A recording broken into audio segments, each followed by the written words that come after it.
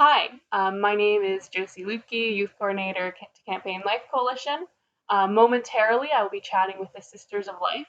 For those of you who don't know, the Sisters of Life are a group of sisters who take an extra religious vow to protect and enhance the sacredness of every human life. They do this through various means, including prayer and accompanying women who experience crisis pregnancies. So, Sister Mary Grace and Sister Jordan Rose, it is wonderful that you're able to join me here today. My first question would be if you can elaborate on what you do in your ministry and also how your ministry has been impacted by COVID 19. For instance, whether you've seen a difference in the number of cases or the type of cases, and if you've had to change how you minister to these women. Yeah, absolutely. Yes. Well, the realities of COVID have definitely affected us. We're all in this together, and yet our ministry remains active, open, and of course essential. The human heart will always need to know that it's loved and made for love. And whether that's when life takes a sudden turn, if it's an unexpected pregnancy or a pandemic, like we're all in, we all definitely experience that. Definitely. And for anyone who's meeting us for the first time or longtime friends, we, the Sisters of Life, we're a religious community of women, like Josie just mentioned. And we like to say we're in love with love, capital L. And we've been captivated by the truth of the beauty of the human person, created in God's image and likeness. And it's a truth, that's so easily forgotten today. We take it for granted, but God never forgets. And he always sees our worth, how unique and unrepeatable each of us are. And we believe that your life matters. So we exist so that every person can encounter the goodness of their own life and the life of every person. It's true. And our main work, as we said, is prayer. It's actually where all of our missions flow. We serve women who are pregnant and in need, as Josie said. We also host retreats. We speak about the dignity of the human person. And we also have a mission of hope and healing for those suffering after abortion, inviting them to receive the Lord's gift of mercy, always an opportunity. And this source of our ministry, our prayer, has increased 100-fold these days, of course. So we've seen there's so much to lift up to the Lord in prayer, and we've received so many intentions. So we're very intently praying for each one of you. One way to show that is that we typically spend about 4 hours a day in prayer, and now we've increased our times of prayer, taken on the Divine Mercy Chaplet, things like that, specifically to pray for an end to COVID and all of those that are suffering from it. And our accompaniment with women is actually just as active, if not more, during these days. It just looks a little different. We've been journeying primarily over the phone with each woman as a source of support, encouragement, love, hope. It's not the same as meeting a person in person, but so much can be communicated through even just a word of love and compassion. And we've also seen that the women who are pregnant and in need, as well as those who have suffered an abortion, are still connecting with us. Either by word of mouth or a search online, somehow they find us. And more importantly, they find Jesus and the hope that he offers. That's true. And what's new on our front is that we've stepped up our online presence, which brings us together now, which is a great gift, and the sharing of the good news of God's love and interest in each one of us by way of things like our own YouTube channel. We have a new podcast and many more things that you could check out on our website. Thank you so much for all the work that you're doing. It is truly beautiful, but how dedicated you are to this ministry. And I'm sure the effects are being felt worldwide. And so, over the next few months, I imagine that those prayers are really going to be needed because there's going to be a lot of us facing financial hardship.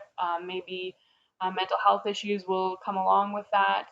And these are factors that can, of course, make a woman who is pregnant consider abortion. And so, what advice might you have for those watching if they were to encounter a woman in this situation? That's a great question, Josie. And it prompts my heart to think of another question that we can each ask ourselves in order to find the answer. What have each of us been experiencing in this time of the coronavirus? Isolation, lack of resources, not knowing what the future will hold. And in essence, we've each experienced a greater depth of vulnerability. So to a degree, we've each experienced some of the vulnerabilities each pregnant woman facing a crisis pregnancy experiences. First, she's often isolated. No one is there to support her, especially the people she thought loved her most, her family, her friends, the father of the baby. And she often doesn't have the financial means or resources she feels she needs to be able to raise this child. And she also doesn't know what the future will hold. It's scary. Now, becoming pregnant and having this child wasn't part of the future she had envisioned for herself. So why do I bring this up? We can really see this experience of COVID-19 and the vulnerability it has allowed in each of our lives, our hearts, as a way to cultivate greater compassion for the women we encounter.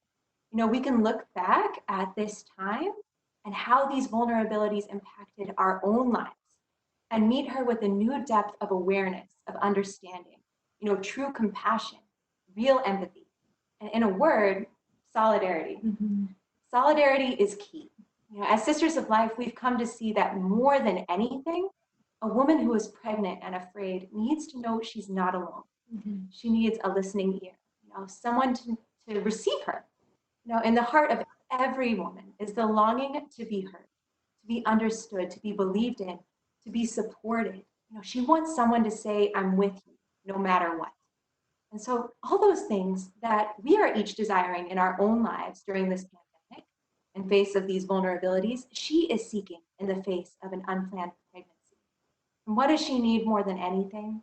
She just needs to be loved. And as the letter of St. John says, perfect love casts out all fear. Perfect love casts out all fear. We can each be a beacon of love and life and light in her darkness. And you might be thinking, that's nice, sister, but how? Like, how can I do this? And first, relationally, become a friend. If a woman has shared the vulnerability of a crisis pregnancy with you, then to some degree, she trusts you.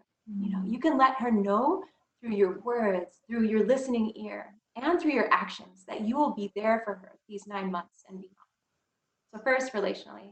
Second, practically. Being pregnant and in crisis creates many practical needs, and even more so in this pandemic, as you were mentioning.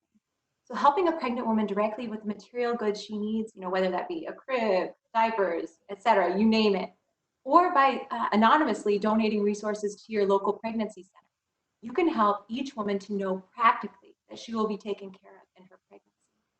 So first, relationally. Second, practically. And most importantly, spiritually, through prayer. You may or may not ever encounter a woman in crisis, but you can uphold her with your prayers. Your prayers, your sacrifices on behalf of life, they have an infinite impact. Don't underestimate the power of prayer. That was an extremely insightful response. I think that's very obvious. And the Sisters of Life are well known amongst pro-life circles for always being filled with these joyful, loving, positive messages. And so I was wondering if you could share a message of hope today that maybe don't feel very hopeful at this moment. Absolutely. Yes. The light shines brightest in the darkness. It's true. We could never have anticipated even having a virtual rally and march, but God is always about a mightier work, even in the midst of what is dark. And Sister Jordan had shared that we get to witness this every day, day after day. Less in person now, of course, but our phone calls, they remind us again and again through the lives of the women that we get to work with that all is in God's hands, and God doesn't take time off work. In fact, it's in the darkness and in the struggles of our own hearts and lives that when we bring them to Him, these places, He shines all the brighter. And we really see that. We'd love to share a particular story with you, one recently, of one of these brave women that we have walked with. We'll call her Claire for privacy's sake. And she's a woman that we have accompanied mostly over phone and through prayer. When Claire first found out she was pregnant, she called her own sister first and she said something like, I don't know if I can do this. My doctor said my body won't handle it. Get rid of it. Get an abortion. And like a good sister, she responded to her with confidence by simply believing in her and saying, Claire, you're not going to get an abortion. You're going to get a new doctor. And by the way, you're going to call the Sisters of Life. And so, to our great joy, began to walk with Claire. And as we walked with her, we just began to listen. Our sister was saying to all her hopes and dreams, her fears, her concerns, and we cheered her on from a safe distance and helped her get all the resources that she really did need. Whether that was doctors to new diapers throughout a whole and high-risk pregnancy. And most importantly, we prayed.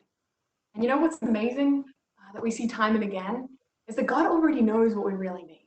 And he always gives us more than we can even imagine. Claire, she had to fight every day, fight to trust again and again that God's goodness and his providence were going to be there for her. And to keep trusting that this was no setback, but rather that this too is part of his loving plan for her. And before giving birth, we remember she called us once and again in tears, except this time for a different reason. She said, "Sisters, I don't understand. The doctors just called me and they said, I'm healed.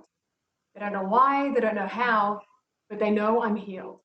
She was absolutely speechless. Without a reason of how it came to be, Claire was simply healed. And the birth unfolded to be one of the most peaceful, she said, and calmest delivery that she'd ever expected. The very one the doctors said were impossible. Claire gave her baby, this beautiful little child that she held, a name which means healer. She said that this time in her life, it was the most difficult trial that she'd ever experienced in her marriage, in her family, and in her own faith, has always been the most unexpected way, the most fruitful. God always, he hears our prayers and is always bringing in, as we see in Claire's life, more light, more hope, more healing. And Claire recently gave us a word that we really think is a word for all of us. She said, "If I could tell everyone one thing, it would be this. When we think that another burden comes to us, whether it be a child, a loss, a cross in some way, it is so hard to see the light. But now I know," she said, "that with God, that this too will bring so much more light if we embrace it." It makes us think, just to encourage all of you, to encourage us that your witness today and every day still matters. You're our friends and we need you. We need you more than ever, actually. And God is about a mighty work. And even if we don't always know how or why or where it's leading, we need your love and we need your prayers, both of which you can give powerfully without even leaving your homes. So may we, as just like these brave women that we've, and I'm sure you have too, been witness to, let God's light into their own life, we too can learn from them and let him and his light into our lives and let it radiate into our city, to our country, and to the world. Well, that was really, really beautiful. It's always very uplifting to hear stories like that. Thank you for sharing it with me. Thank you very much for your time today. And may God bless you both. Thank you for having us.